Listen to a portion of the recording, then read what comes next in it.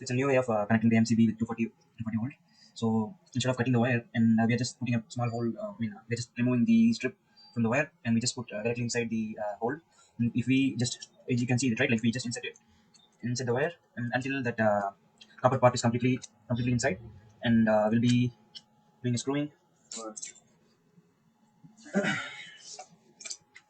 we'll be tightening the connection here,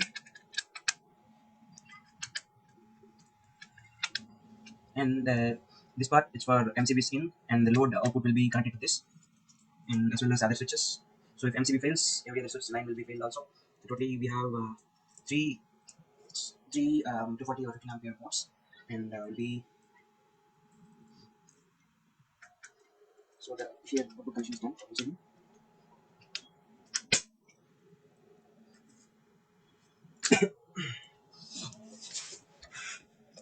So here in the switchboard you can see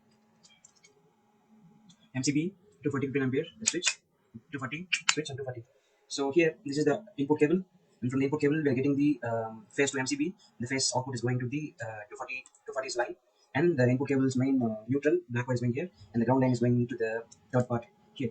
So basically we are not cutting after the output coming out of MCB. We are not cutting the wire completely. We are going to use this single wire to give all the connection to the switch, so that the switch can without touching any other component or cutting the wires. We just going to do a straight connection of cutting each part after measuring it, and finally we'll be doing the connection for all three from MCB output to here, from here to switch, again to another switch, from switch to the connection will be given to the ports. So if MCB fails, all the switch will fail. Obviously, the line won't go to any of the other 240s. If the MCB fails, this obviously will fail because it's a default control after that. So these two also will fail. So that's the thing we need, because if MCB trips, there can have some kind of voltage issues. So suppose or we are saving all the components here, and so I'll continue after the once the connection is done, and I'll show you again how it goes.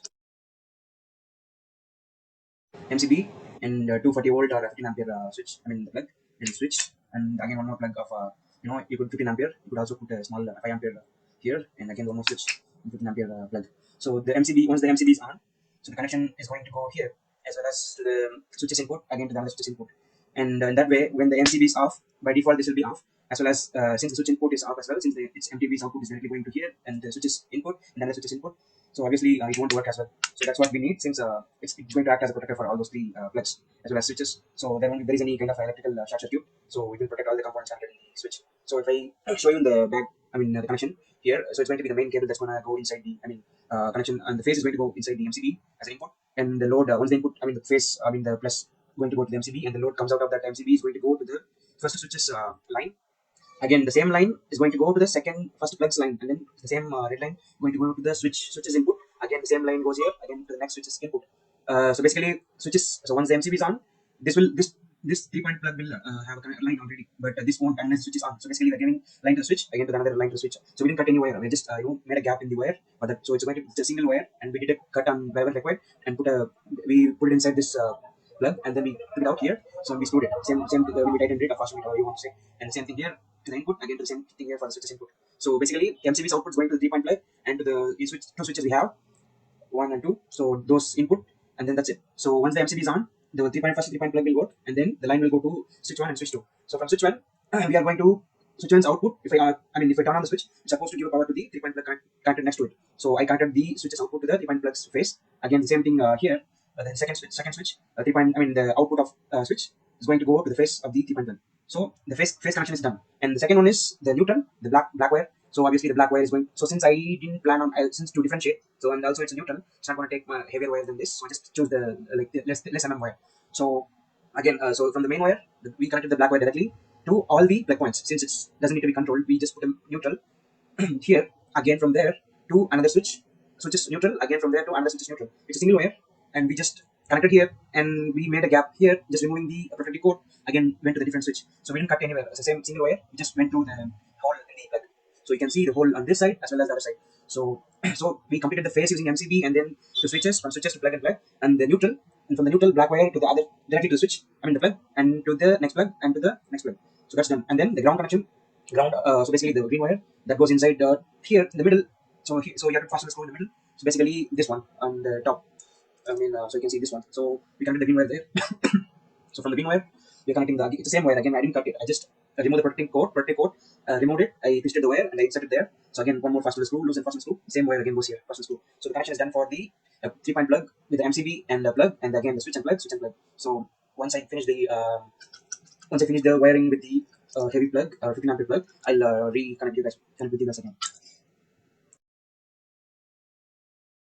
to the pin, which basically I need a shorter range of wires, so I can't short range of wires. If you want the longer one, you could go for it. So the MCB space, the red wire is going to be the line of phase where you are going to put the plug. So we could read the L. I'm not sure if you can, but there is a L hidden there, and here is neutral N.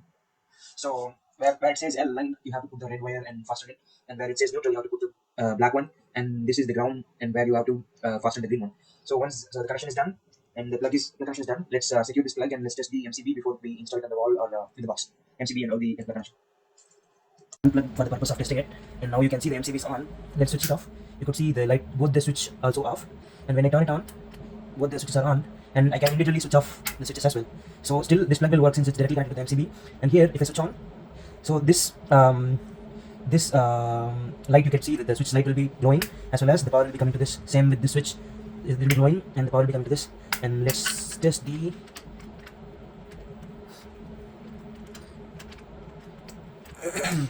So now the wire connection is completed. So we are installing in the wall. So and it's already have another MCB with the plug point. So I'm gonna use this one MCB for AC. That one is for AC, and this one is for insects, and this one is for AC, and this one is for CCTV, and this one is for insects.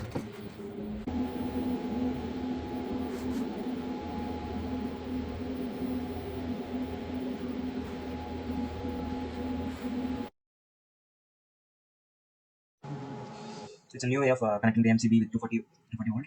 So instead of cutting the wire, and we are just putting a small hole, we're just removing the strip from the wire, and we just put directly inside the hole. And if we just, as you can see, right, like we just insert it inside the wire, and until that copper part is completely inside, and we'll be doing a screwing. We'll be tightening the connection here, and this part is for MCB in, and the load output will be connected to this, and as well as other switches. So if MCB fails, every other switch line will be failed also. So totally we have three 240 or 15 ampere ports, and will be so the here output connection is done for MCB.